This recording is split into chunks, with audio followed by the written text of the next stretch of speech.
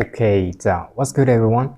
Өнөөдөр зураг бичлэгээрээ daily bias буюу тухайн өдрийн bias-а хэрхэн гаргах вэ гэдэг талаар нэг видео хичээл оруулъя. За ямар ч байсан daily-гийн bias-ыг хэдүүлээ тодорхойлохын тулд хэд хэдэн зүйлсийг маш сайн мэддэг байх шаардлагатай.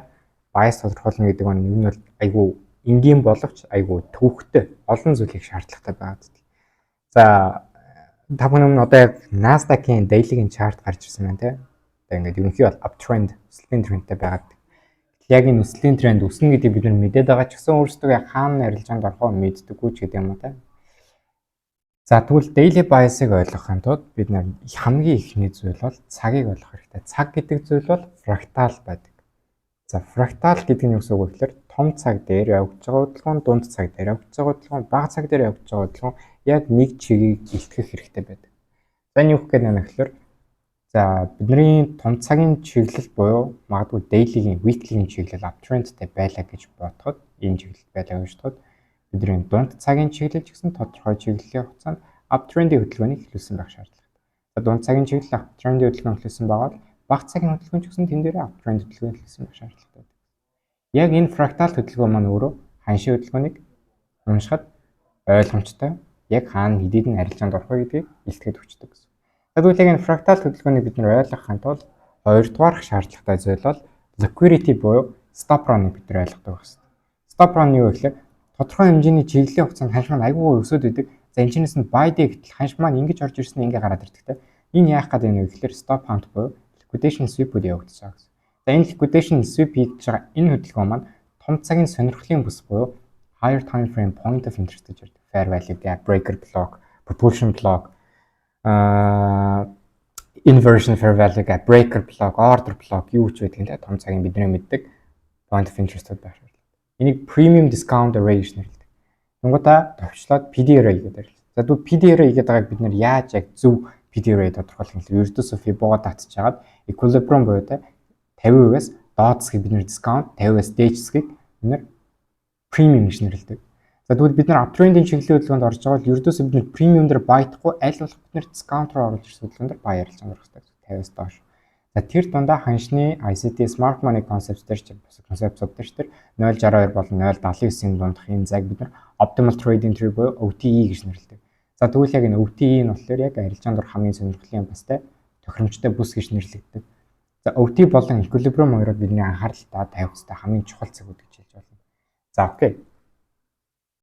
Том цагийн чиглэл маань их юм байна. Stop run гэж юм байдаг юм байна. Ойлгомжтой ч та тийм. За тэгвэл яг энэ stop run гэдэг хөдөлгөөнийг фракталтай хоцлуулах юм бол бид нэр яаж хоцлуулах вэ гэхээр бид нөгөө AMD модельийг мэддэг байх шаардлагатай. AMD модель бол яг ICT smart money concept дээр түгээмэл ашиглагддаг accumulation мод буюу завсрын хөдөлгөөн, manipulation буюу форм хөдөлгөөн, distribution буюу үндсэн хөдөлгөөн гэсэн ийм бүтцтэй үндсэн хөдөлгөөн байж байна. Энэ эхний phase accumulation, хоёр дахь phase manipulation, гурав дахь phase distribution хөдөлгөөн гэсэн.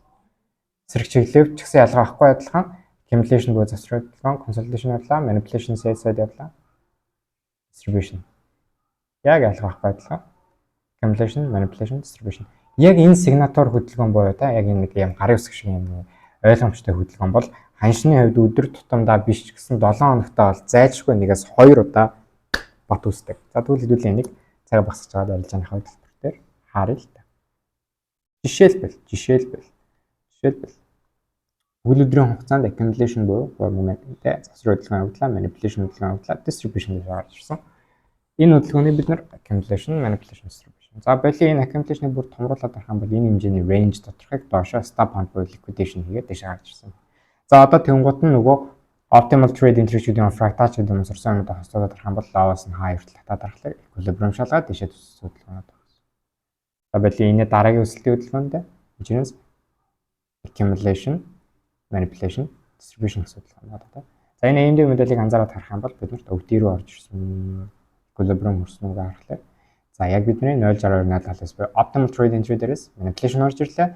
Stop run-тай давхар биднэрт энэ log буюу new day opening gap-ыг шалгаад liquidation яваад үндсэн distribution гарч ирсэн байна гэж уншиж болдог. Smart money дээр бид нэр daily bias-ыг тодорхойлоод эдгээр зүйлээ шаардлагатай байдаг.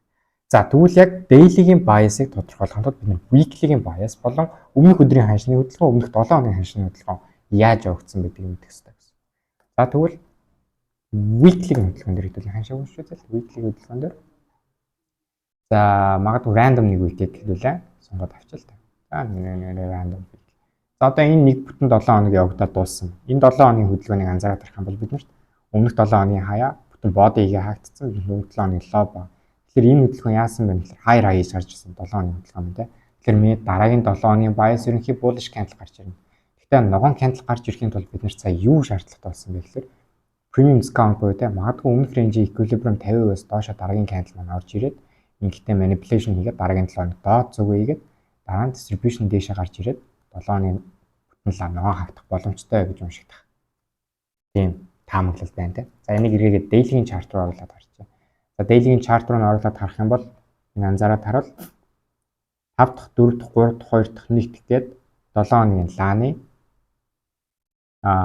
нээлтийн цэг доошоо нэг гэхэн жоохон гарч ирж weekly-ээд дээшээ гарч ирээд дахиад доошоо орж ирээд дахиад дээшээ гарч ирээд ингээд хаагдсан 7 хоногийн лаан те. Окей. За тэгвэл шинэ 7 хоногийг хэлж байгаа юм чинь хэдүүлээ өмнөх 7 хоногийнхоо high болон low цэгийг магадгүй тэмдэглэж хэрэгтэй гэсэн. За бидний үндсэн арилжааны range бол энэ range дотор bias байна.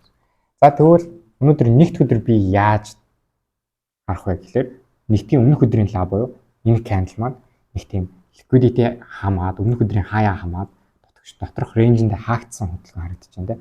За тэгээ нэмээд харах юм бол daily дээр биднэрт энд buy side-ийн balance буюу BC fair value gap үлдээсэн байна.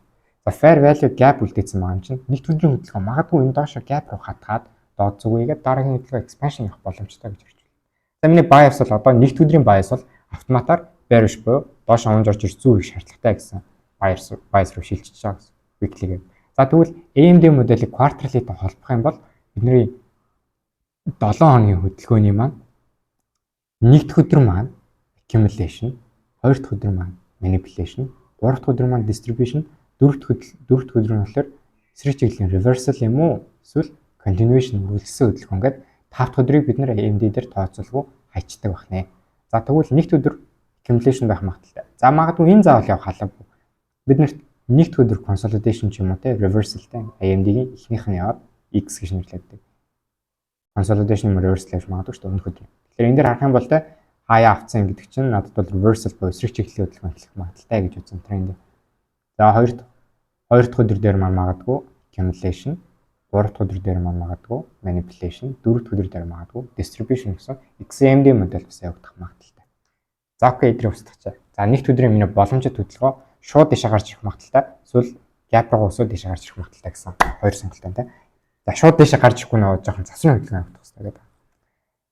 За нэг 15 минут руу шилжүүлээд харах юм бол daily-ийн нэгд өдрийн хөдөлгөөний AMD моделийг одоо session дээр бид нэг оруулж байгаа гэсэн. Session гэдэг бид 4 session байгаа. 4 session-ийн эхний session мэдээж Asia, хоёр дахь session Лондон, гурав дахь session Нью-Йорк, дөрөв дахь session Нью-Йоркийн PM session. Энэ дээр ч гэсэн бид AMD-г оролцуулах болно шүү дээ. Азийн session consolidation, London session manipulation, Нью-Йорк session distribution, магадгүй дөрөв дахь session reversal. Ийм хөдөлгөөн байхыг үгүйсэхгүй. Энэ яаж юм гэхээр нөгөө accumulation, manipulation, distribution гэж орж ирж байгаа ч гэсэн нийтээрээ нэгд өдрийн хөдөлгөөний manipulation буюу fair value руу хатгаж байгаа яроол нь байж дараад дөрөв дахь квартер дээр distribution хөдөлгөөн эргээд үсэх магадaltaй гэдэг логикийг би төсөөлнө гэсэн. Окей. За ингээд шинэ өдрийн лав нэгдэж байна. Asia session явлаа. За ICT-ийн теоремод бүгдээрээ Нью-Йоркийн цаг дээр байдаг учраас би өөрөө сая Нью-Йоркийн цагаар буюу UTC хасах дөрүүдээр Нью-Йоркоор тааруулсан байгаа. Таач гэсэн юм тэгж харуул аягүй нэлээд шүү. За тэгвэл Asia session хаа хүртэл үүдийн гэхээр midnight opening буюу 00 цаг хүртэл бид нэр Азийн range гэж яригддаг. За Азийн range-ийнхаа бид high low гэдэг нь хэлж байна. Азийн range-ийн high low болон Азийн range-ийн high. За London session эхэллээ. Today opening дэше гарч ирсэн. Азийн session high-ыг авлаа. Бид нарт өмнөх 7 хоногийн high энэ дээр байгаа. За энэ дээр би юу зурчлаа? Энэний өмнөх 7 хоногийнх нь хаяа тийм нэг устгах чаддаг. 15 минут руу оруулаад харъя.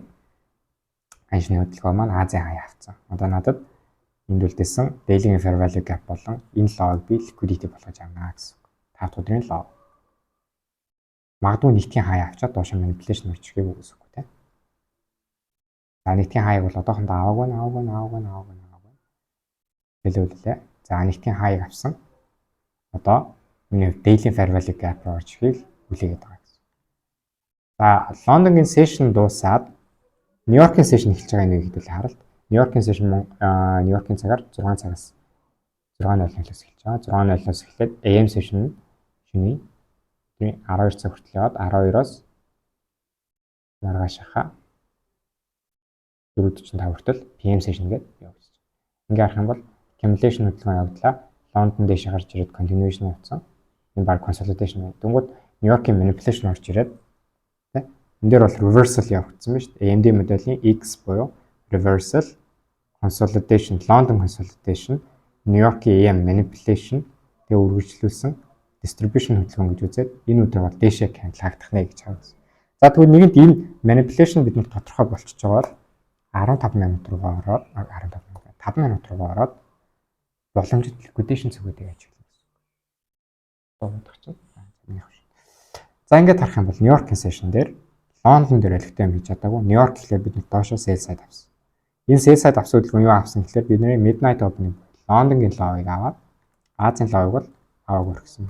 За энийг магадгүй 15 минут руу орлох бид гоё fair value үлдээсэн байх магадaltaй. За энэ чинь fair value үлдээсэн. Нью-Йоркийн session manipulation орж ирсэн.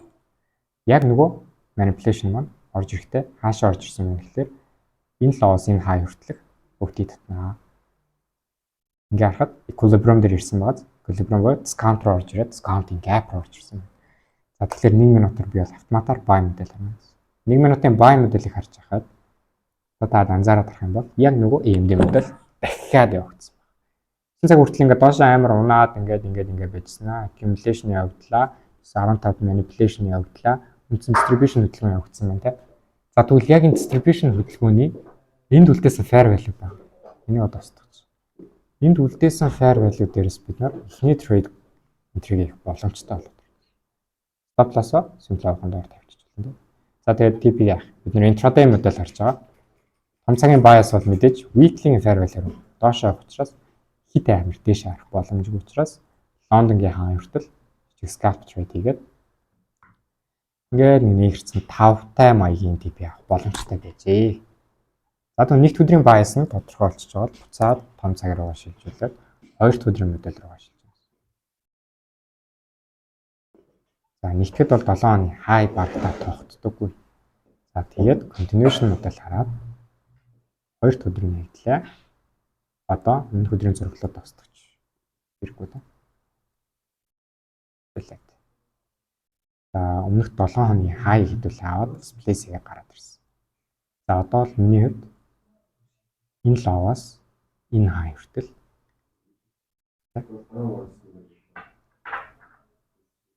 PD-рээ татчих. PD-рээ татангууд энд биднэрт order block fair value. Хоёр дахь өдрийн үед магадгүй нэгд өдөр мөн distribution гараад ирсэн юм чинь хоёр дахьд consolidation явж магадгүй гэж харна. Тэгвэл одоо тухайн явагдаж байгаа энэ 7 хоногийн low цаг маань юу гэж болох вэ гэхээр ердөөсөө яг нөгөө Asia-гийн нэгдсэн энэ доотлын week тухайн 7 хоногийн low байх магадлалтай. Гэхдээ still daily fair value байсаар байна. Ийшээ орж ирэх магадлал байсаар байгаа гэсэн. За тэгээд 15 руугаа шилжүүлээ. Энэ өдрийн Лондон яаж хөтлсөн байна. Ингээд Asia үлдээд Лондон ингээд Нью-Йорк. За Лондонгийн хөдөлгөөн Asia лав авсан. Equilibrium л хатгсан да. За одоо надад дэше reversal хөдөлгөөн явагдах гоё setup өгмөр байна.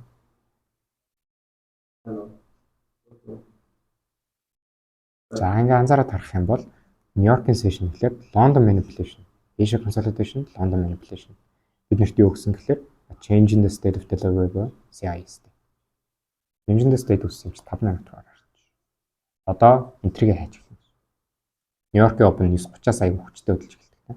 Тэгэхээр доошоо дахиад нэг Нью-Йоркийн session manipulation хармаар байна. Энэ цаг эхэллээ. Доошоо manipulation амар том доош улаан хандл орж ирсэн. Яг 9:30 хандл. Энэ юу гэсэн байна? Энд лоо авсан байна. Stop run. Одоо 1 минут руу ороод харчээ. Бид нэр discount руу ордорсон байгаа. За одоогор бол бид нарт нэг амар баа ярилцсан дөрөх хэвээр гүйсэг байгаа юм тийм. Үлээлээ. Лоо хийлээ. За Лондонгийн лоо хамагдсан. Окей, change in the state бүртгэл байсан. Одоогор стат байхгүй хүлээн. Магадгүй өвтөр хатгаж боломжтой. Дүн. За энэ дээр лоо авсан, өвтөр ороод ирсэн. За анзаарч байгаачлан нөгөө daily-ийн fair value руу хатгаад ороод ирлээ. Daily-ийн fair value руу хатгаад. За 5 минут. Одоо тэгвэл нэг daily fair value хатгсан юм чинь төлөө. Би байгаа устгаад 7 хоног дээр 2 дахь өдрийн лоо тогтож ийн гэж үзээд үндсэн 7 хоногийн хугацаанд явагдах дунд цагийн manipulation энэ гэж үзээд энэ 7 хоногийн лоо цэг өнөөдөр 2 дахь өдөр тогтох нэ гэж байна. За тэгвэл яг гоё одоо дээшээ ямар setup вэ гэдгийг харах хэрэгтэй. За харж байгаачлан weekly log хийгээд өмнөхд бол 5 дахьын log-ыг аваад daily fair value-гийн 50% дээр буюу equilibrium дээр ирээд 1 минут руу гараад харъя. 1 минутын дээр lower log буюу manipulation орж ирээд дээшээгээ change in the state of delivery гэдэг байгаа. CIS дээр орж ирсэн байна. CIS-ийг ойлгохгүй бол өмнөх бичлэгээр ярьсан байна. За одоо энэ чинээс баг цагийнхаа өвдгийг татаад харчий. Одоо гоё setup өгөх нөө. За яг нь equilibriumтай арай ойрхон ингээд энд байгаа BC дээрээс би нэг buyer заруул харах юм. Then breaker байгаа да. Тап. Видеогоо сонгогдаад тап. За нөгөө BC-ээр ирээд ихний арилжаанд өнтрийнэ. Stop loss-ыг сунлаа.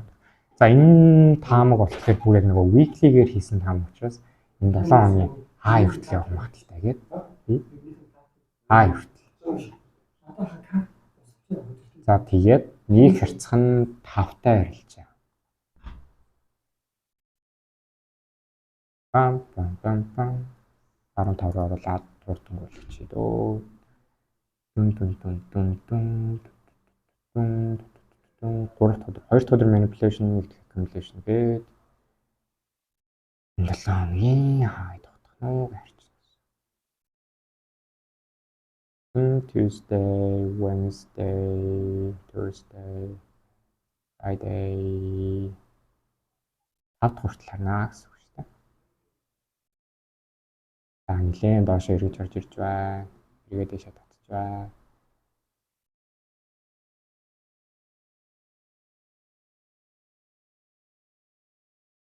За ингээд weekly bias-аараа daily bias-а тодорхойлоод daily bias дотор session bias-а ашиглаад intraday scalp хийж болж байна. Weekly day trade хийсэн болж байна. Ингээд гарах боломжтой байна. Их мэдчлээ хэдүүлээ daily bias-ыг тодорхойлох байна. Тэгэхээр fractal модель болон stop prompt-ыг маш ойлгох хэрэгтэй. PD Ray буюу premium discount маш ойлгох хэрэгтэй байна. Тэгэхээр ерөөсөө хамаагүй fair value дээр ороод авах. Хамаагүй breaker, хамаагүй market structure shift ерөөсөө биднэрт бэдлээ байхгүй. Хамгийн чухал анзаарах хэрэгтэй нь ердөөсөө narrative буюу том цагийн чиглэл, дунд цагийн чиглэл болон бага цагийн чиглэл нэгэн зөв чиглэлийг бид хүлээх хэрэгтэй байна. За тэгээ ингээд хамгийн сүүлдэндээ яг бүх нөхцлүүд бүрдсэний ардах market structure shift бол гоё ажиллаж байна. А түүнээс биш зарим нэгэн нөхцөл бүрдээгүй юм те энд хийгдэж байгаа shift метод бэдлээ авахгүй юм шүү дээ. Жохоо явж байгаа л manipulation төрөх магадaltaй гэсэн. За тэгмээд ми түрүүчийн 7 хоногийн алддаг, дансааш татдаг та хөдөлгөөнийг анзаараад байгаа юм бол яг ялгаа авахгүй. Би дэндүү премиум дээр арилжаанд орсноос болоод өмнөх 7 хоногийн хайг аавн гэхэд авч чадлаггүй. Доошоо маань нөхөр 1200-аад том алдагтай гарсан байна. За гих мэтчлэн сетапуудыг хараад арилжаандаа хэрэгжүүлснээр тодорхой хэмжээний хувьд бол магадлал чинь сайжирна. Risk reward-ийн хувьд бол ихсэн. Гэхдээ мэдээ 100% зүйл гэж байхгүй. Хэмлэн болсон аналдаж таарна. За тэгээд яг тэр алтан оноотой цугтаа хажууд хараад онлайн Discord дээр та хамт арилжаа гэж бодож байгаа хүмүүс байвал DM бичээрэй. Илт төлбөр байхгүй private live өрөөндөө нэмээд өгнө. Ганц хоёр шаардлагууд байгаа. Тэрийг нь би хувь чатаар хэлээд өгнө. За тэгээд дараагийн бичлэгээр уулзлаа. Bye guys. daily bias байлаа.